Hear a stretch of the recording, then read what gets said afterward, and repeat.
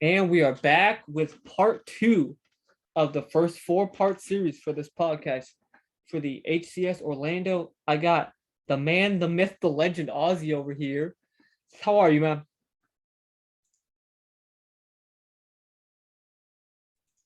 Waiting for Orlando. I'm super excited, super stoked to finally meet you and then the rest of the team. I know I already met Jerry and Lance, but it's first time meeting Jiggy, so it's gonna be very exciting. I found out because I'm gonna put you up second, obviously, because I did Jerry's earlier. Jerry has yet to begin to pack. Me neither, bro. I haven't packed yet. What the fuck, bro? Yeah, bro. I was fully packed. Still, I was fully packed 4 weeks ago almost. And then I moved, obviously, like you saw like my tweets and shit. Wait, 4 weeks? Okay, like 2.5. And then I like 2.5 is oh my god, that's a long time. But then like I like threw shit into my suitcases as part of my move, so I had to unpack and all this fucking shit. So give them, and then I'm gonna repeat the same thing that I did to Jerry. I was thinking, obviously, like some like type things to do for like leading up. I was like, shit, I gotta do the podcast because it's definitely part of our our talks was, hey, I need podcasts. But yeah, I was like, you know what? These 4 are gonna probably be the funnest ones because all the other ones, the people have like been in INF and like I've actually talked to on the daily basis before I did their episode for like a month. I don't really know. Like I was telling Jerry, the only shit I really know is like you that you have your woman and that Lance has a kid. That's pretty much all I know. Oh, you know. Out of the 4 of you guys. Yeah, so it's all brand new information. Yeah, so like kind of give them a little bit of background on who the Aussie is. The Aussie the third. So I'm 27 years old from Brownsville, Texas. I grew up here my whole life. I was working at like this shelter for immigrants that would come in, like for kids and stuff like that. Nice. And I was a supervisor there for a couple of years, and then I decided to pursue gaming full time.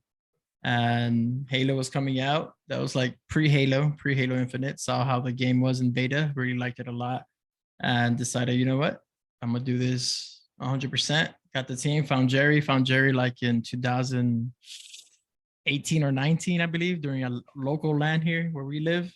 Nice. And that's how me and him met. And just one day we started playing Halo 5. He hit me up. I hit him back up, telling me we should team up for Halo Infinite. And now we're here. Now we're pursuing Halo Infinite. Yeah, no, like time. No lie. It amazed me. Well, now it even amazes me that you're kind of new too to like the comp scene. Like when Jerry said that, because obviously, like you all know, and I said during Jerry's, I sit more in your guys' VC and just mute out during your guys' scrims because it's normally when I'm at work and I can't load your stream for the life of me when I'm at work. So I just shoot one of you guys a text like, "Hey yo, pull me up, let me mute out." So like by like the comms, like it's wild to know that at least 2 of you guys are like quote unquote noobs to being like all you guys have been a couple years now. Super fresh because I mean I competed in Fortnite back when they first came out. Yeah. And I was more of a wager kid. I was just wagering everybody box fights and stuff like that, and that's how I started making money. I competed in the World Cup. Well, like not the actual World Cup, but like during the World Cup ages. I only did one solo cup, and then I made it to finals. But I think I ended up placing like top 200 there. Yeah, so and you're still what? That's what, 4 years? Yeah, not even that. Like that was just like 3 years. I don't even count that as competing because that was like my first take, but I was working. Yeah, so I was working 16 hours a day during that time, and like it was hard for me to practice and get on. And when I could, of course, I would grind it out like all day on my days off and like that. But now it's the first time going to a LAN. Like I've never ever been to a LAN. Kansas City was my first LAN ever, and it's been fun. Honestly, it's been a long ride. It's been has its ups and downs, but me and Jerry been sticking it through, and hopefully in Orlando we can make some noise. So where are you from in Texas? I'm legit on the tip of Texas. Like if you see the tip of Texas on the bottom, that's where it's at. Brownsville. It's in Brownsville, Texas. Okay. Oh yeah. So like you're kind of like Jerry when he was like, yeah, I live like 10 minutes away from the border.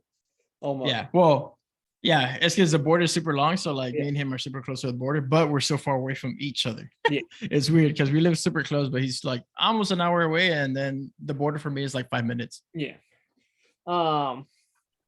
So like I'm gonna do what I did with him because we all are a little older, right? So Yeah. like, what do you see yourself in like 5 years? Like I kind of have them both in the question because obviously like me, as long as somebody's mostly professional, because let's be honest, nobody in esports is 100% professional. Let's be honest. Yeah. Then like sometimes I do the 10 year, but you're kind of old, so old. So where do you see yourself kind of in like 5 years? You want to be like still in competing? You want to like what's the vibe feeling like? So I am pretty old in the gaming scene. Yeah. So I'm 27 years old and I'm the oldest from the whole team. And I do see myself competing if it does take off with Halo. If Halo goes out right and correct and the game pops off, then I see myself competing. But I want to still stay in like the esports area. Like if it's either being a manager for some teams or helping other players finding their why, meaning like why do they want to do this? Why do they want to pursue this? Because I think the biggest takeaway from esports is that if you don't have a right mentor, you're not going to succeed in this industry. Yeah. And I mean, I'm pretty much that's everything in life. So it's either that, stay in esports, or go into coding and cybersecurity. There you go. Wait, do you and Lance do the same job? No. Well, Lance is doing cybersecurity right now. He's ready to start studying, and I haven't started. I'm gonna start after Orlando. Depends what happens in Orlando. Then I'm gonna start, and then go from there. So what's your biggest motivation just like day to day? Like you don't need to be gaming unless you want to do gaming, or just like your normal like day to day like. Now my biggest motivation, I think it would be my family and my girlfriend, because everything I do is for them. I want them to be able to retire a lot earlier than normal people. So that's what wakes me up in the morning, making sure that I do whatever I can to succeed and get to those goals faster. And yeah, it's my girlfriend and my family, because they helped me a lot and supported me throughout this whole journey of gaming, and hopefully I could do something back for them, and it takes time. I wanted to compete when I was 15 years old, but it was a lot harder back then. When I was 15, it was so hard to get. Go ahead. I mean, like me and some like the old school buddies, like we kind of laugh, like, damn, bro, like imagine if the fucking exposure to esports was like this when we were actually like stupid fucking grinding it, like back when like I was playing Ghost and shit for like GBs and like UMG shit. I'm like, bro, we all might have popped the fuck off, bro. Like, like then like it was kind of doing like what you were doing like before, like with like Fortnite, but like my shit was like fucking like early morning, like freight team kind of shit. Like I was at work at like 5:30 to like noon, 1, go home, take a power nap, fucking eat, and then fucking scrim till like 1 a.m., 2 a.m. Debate if I want to go to bed even, because it's like, damn, if I go to bed, is this little nap gonna help me or is it gonna fuck me even more? So like, yeah, like we all were like, damn, bro. Yeah, I wish it was a lot more popular back then. It was a lot easier too, because there's online tournaments. Yeah. Well, there's not online tournaments now, and then back then it was a little bit harder because I didn't have good internet, and I grew up in the Mexican household, so my mom saw gaming as non-existent. Like, nope, that's not a career at all. It makes you feel better. This at all. If it makes you feel better, that wasn't just because you were in a Mexican household, bro. My dad still everybody, like, yeah, he was like, nah, bro, what the fuck you doing? Even when like I was paying my own bills and shit, living like paying him my rent and shit, he was still like, what the fuck? So we'll do. I might as well just change this next some question for like all 4 of you, because I feel like every one of your guys' motivations is going to be something outside. Like I can guarantee Lance's is probably going to be his kid, like guaranteed. Yeah.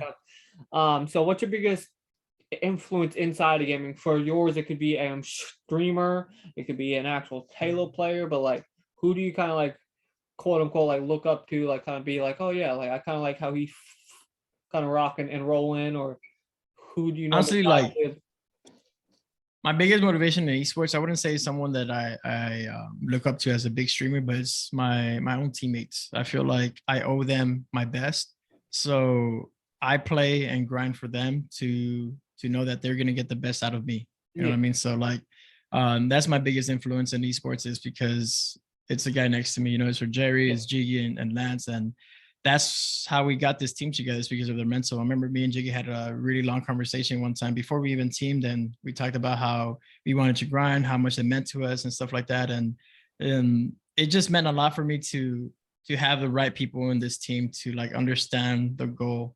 And we may not be the best individually skilled, but I promise you we probably have one of the best mentals in Halo or in esports, because we try our best to not get checked. We try our best to learn from each situation. And I told him, like, even if we're screaming at each other, it don't matter as long as we find that solution. So I don't think I have a big role model. The role model to me is these guys around me, pretty much. I mean, like, kind of like what I told you when we were doing like my normal small talk beforehand. Like, that's actually kind of like the gas that I gave you during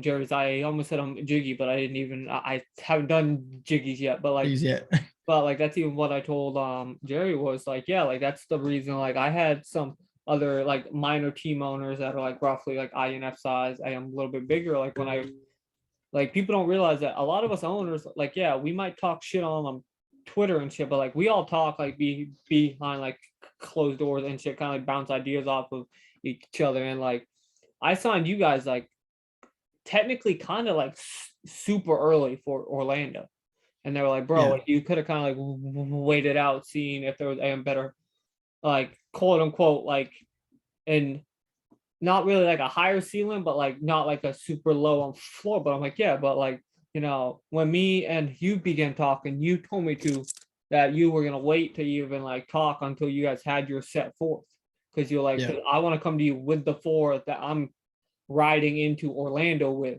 Like, I don't want to have to like tell you like every other week, like, oh hey, here's our new fourth. Oh wait, now we're gonna run with this man. So like I was like, fuck it, bro. Like if this man's willing, because like I come from like the old school COD and whatnot. So like I'm used to seeing like the volatile rosters, and it's gotten worse. Like I'm seeing teams that have like a different four-man like every other week. So I was like, yeah, nah, bro. Like we're gonna run with fucking Aussie, and who knows, you know.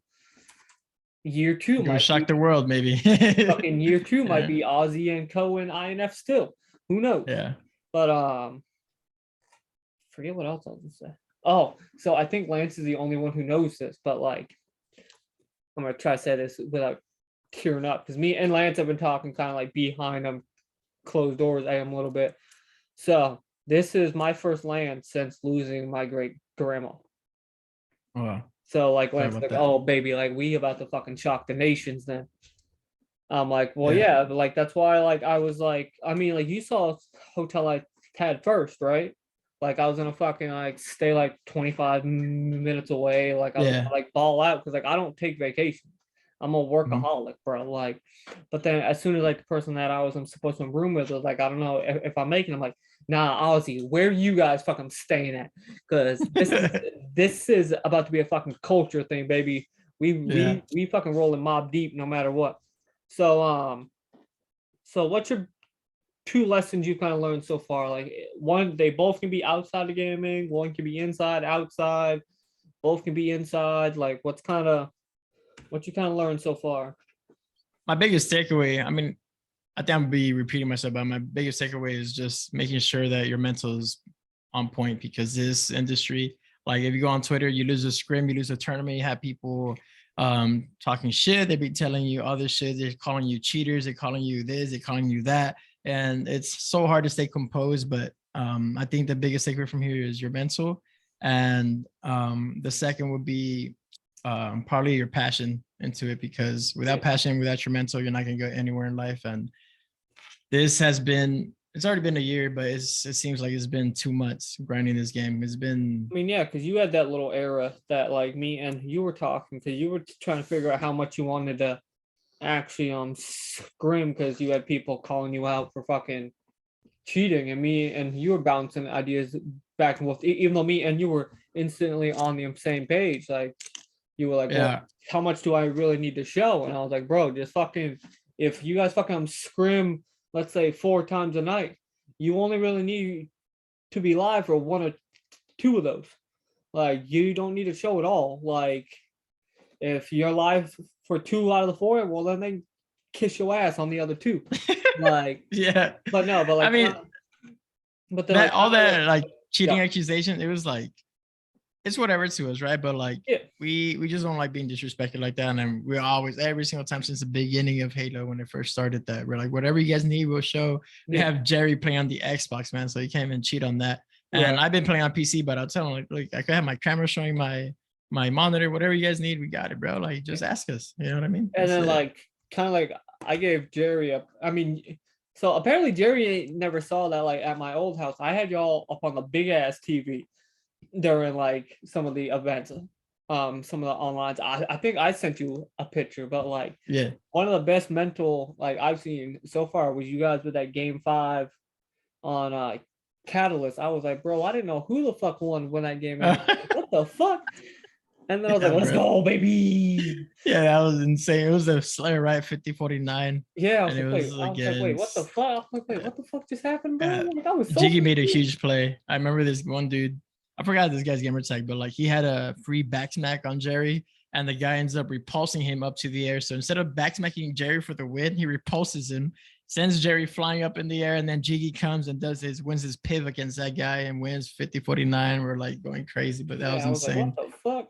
And then, if I remember correctly, the next round we had Cole, and then we low key got our ass kicked a little. Yeah, that was a rude awakening, but it was a lot of learning. I mean, because like I was kind of looking like out of like who I thought was like AM teams during that last Super, I think we were like the first one to get matched up against quote unquote one of the Titans, and I was like, well, what is this fucking shit, bro? Like, everybody else get these fucking, they ain't facing shit till like round 4. It's like, they get 2 or next round, but usually all the time, ever since I've been teaming with Jerry, we always get like the powerhouses first. But we love that because we learned a lot from those teams, and it's fun playing them. So because like all else fails, and like, let's say if you guys would have got Cole like first or second round, then you guys could have just vibed in a VC and just watched like some more of the Super and just kind of pick up like, hey, maybe we should set up. Like, I know like you guys, I'm not gonna say like what exactly, but I know you guys all kind of like going into mostly on streets. You guys always trying to think how you want to set up the pinch early on streets. Obviously, me being a former comp guy, I'm not gonna go into shit with it being like a week before Orlando. That'd be dumb. But actually, this will be like 2 days before Orlando, roughly. But so luckily, me and you haven't been. I didn't shoot the shit as long with you as I did for Jerry. So this next one, you can actually do who and why. So if you could have dinner with 3 people, dead or alive, who and why? 3 people? Yeah. Oh man, that's a good one. So I think my first pick would go to alive, of course, it would be Ninja. Just because he's one of the famous streamers and he had the most hate coming up. Even when you become the like biggest name of gaming, you get the most hate because of his little gun shit on fucking. Yeah. And I just want to hear his point of view of how he goes through all that and how he blocks that out, because it takes a very strong individual to like just zone that out and just focus on what he wants to focus on. So I think that's a combo that would get. Not to cut you off, I think he mentioned one time Jessica deals with like a lot of that for him. Like he like he, know that. If I remember him correctly, because she's his manager, or she was. I don't know if she still is. Like there for a while, he was barely, because obviously they all have like their own editors and shit. So like he was very rarely getting on like on Twitter and shit. Like he was kind of, popping on here and there, but like for the most part, obviously, if you have a manager, you're not going to be dealing with the majority of it yourself. Fun fact, that was actually Jerry's biggest influence inside of gaming was actually Ninja. Really, Ninja? Yeah, it comes from the Halo community, and we all grew up like watching Halo. Like that was kind of like what I said. Reach. Like I respect Ninja now. I kind of don't with like his whole. Oh, see, there we go. I just got this meeting will end in 10 minutes, but we got time. There's only like 2 more. I respect him because he subbed in for like a H1Z1 tournament for Luminosity while he was signed under him and shit. Like the dude's a fucking grinder. I don't like, he did like that weird little like I'm done, yada yada yada, kind of quote unquote playing like the mental health card kind of thing, and then just because he was done in his Twitch contract. So like, but who are the other? I don't even know what happened with all that, but yeah. So the second, I think it'd be one of my grandparents, my grandpas, because I'd never met them. Right. When I was born, both of them were already passed away. So I would just like to know them and get to know them a little bit better. And then my third, let me see. I think I'll go with like something out there would be Elenium is one of the DJ artists that I really liked when I was growing up. And I just want to see inside the mind of a musical artist and how he composes music like that and what's his motivation to put music out, to put these lyrics into formation, and how does he get his ideas with producing his music and stuff like that. I think it'd be a really interesting conversation how he got where he was. But yeah, those are my three. All right, so okay, so I didn't send you the I sent him Jerry. I'm like, hey, so this is the base like old school list. So I reworded this next one for the all-time favorite artists because somebody, I forget, I think it was one of the CSGO team members when we had a CS team. So if you had to build your Mount Rushmore for music, so like you could only your four all-time favorite. My four all-time favorite artists of all time. Okay, yeah, so like a band could be one head. Yeah, okay. So I think the first one would have to be, of course, Elenium, because now that I don't listen to EDM anymore, right? It's already past my time, but like I still listen to him, and I think he's the only artist I really respect. So I had to put Elenium in there. Of course, since I'm Hispanic, I got to put Bad Bunny. Bad Bunny has done some of the greatest things that a Latin artist could ever accomplish. I gave Bad Bunny a shot, like a good shot. I'm talking like a solid 2-hour Spotify shuffle. But do you know Spanish though? Do you understand his lyrics? A decent amount of Spanish. I just did. You didn't like him at all? I think I added 2 songs to my playlist. That hurts. Honestly, from my perspective, almost all his songs are bangers. Like I've been listening to him since his first song actually, Soy Peor, is one of his classics, and he was more of like a trap. It was like Spanish trap. It was not like how he is nowadays. Yeah. Nowadays it's more like uptown pop type vibes stuff. But I mean, I had to put him up there, man. He's done a lot for baby, you can put whoever you want on your Mount Rushmore. He just ain't on mine, baby. I feel that. It's not for everybody. So you go Millennium, Bad Bunny. I got to put Coldplay up there because Coldplay's music is just amazing. Hopefully, one day I could go see them. And then for my last, Jerry just woke up because he saw my text first, and he just sent me a heart and said, "Let's fucking go, baby." So Jerry's up now. Coldplay, and who's the last one? All right, so the last, I think I'm gonna have to go with a rap artist, and it's a hard one too. Is he? Is he coming into my genre here? That's your genre? Damn, I don't want to discuss this, but a lot of people hate him. A lot of people said he's not good anymore, but I had to put Eminem up there. 100%. I'm not gonna lie. When you kind of went on the tangent, I really thought MGK was about to come out your mouth. MGK. I really did there for a second. I was like, I don't listen too much to MGK, but I did listen to a lot of Eminem growing up. So I'm gonna give you a recommendation, but you're gonna have to give him a good listen. And this is the same thing I did to Jerry. I don't know. Have you heard of Tom McDonald? No, not at all. He's a slight political rapper, but the cool thing is he's independent. Okay, like his woman, even if you use YouTube, I would not recommend it because they censor a lot of his songs. So, but even if you go watch a few of his music videos, his woman is his videographer. They do it all in house. Oh wow! Yeah, so it's really dope. But you have Tom McDonald. Tom McDonald. Yeah. Like McDonald's, like the burger place. Okay, yeah. Tom McDonald. But like I said, you're gonna have to give him a solid listen because some of his songs are more because he's very open.